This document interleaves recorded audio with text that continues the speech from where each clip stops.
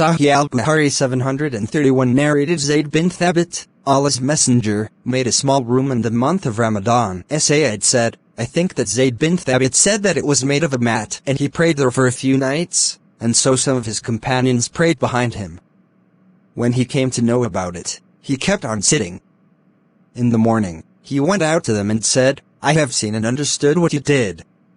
You should pray in your houses, for the best prayer of a person is that which he prays in his house except the compulsory prayers. Sahih Al-Bukhari 732 narrated Anas bin Malik al-Ansari, Allah's Messenger, rode a horse and fell down and the right side of his body was injured. On that day he prayed one of the prayers sitting, and we also prayed behind him sitting. When the Prophet finished the prayer with Taslim, he said, the Imam is to be followed, and if he prays standing then pray standing, and bow when he bows, and raise your heads when he raises his head. Prostrate when he prostrates. And if he says Sami'a Allahu liman hamida, you should say, Rabbana wa lakal hamd. Sahih Al-Bukhari 733 narrated Anas bin Malik, Allah's Messenger, fell from a horse and got injured, so he led the prayer sitting, and we also prayed sitting.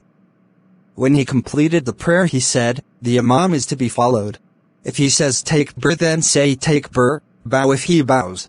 Raise your heads when he raises his head. When he says, Sami'a Allahu liman hamida say, Rabbana lakal hamd, and prostrate when he prostrates.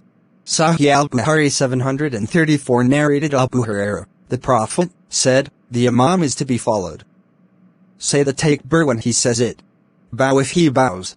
If he says Sami'a Allahu liman hamida, say, Rabbana wa lakal hamd, prostrate if he prostrates, and pray sitting altogether if he prays sitting.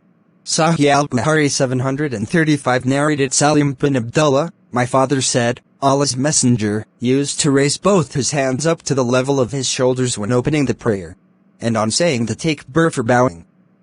And on raising his head from bowing he used to do the same, and then say Sami'a Allahu liman hamida, Rabbana wa lakal hamd. And he did not do that, that is raising his hands in prostrations.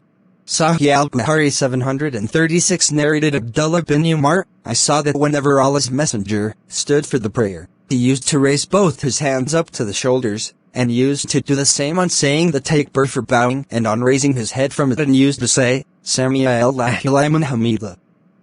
But he did not do that, that is raising his hands in prostrations.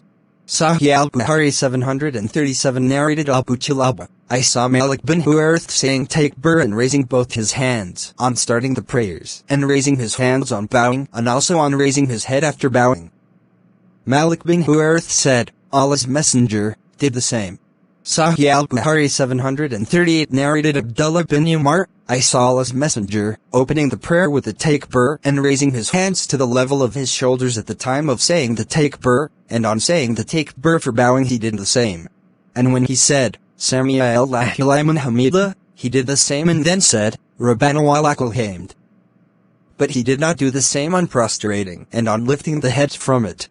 Sahih Al-Bukhari 739 narrated Nabvi, whenever Ibn Umar started the prayer with takbir, he used to raise his hands. Whenever he bowed, he used to raise his hands before bowing, and also used to raise his hands on saying, Sami'a Allahu liman hamida, and he used to do the same on rising from the second rak'ah for the third rak'ah.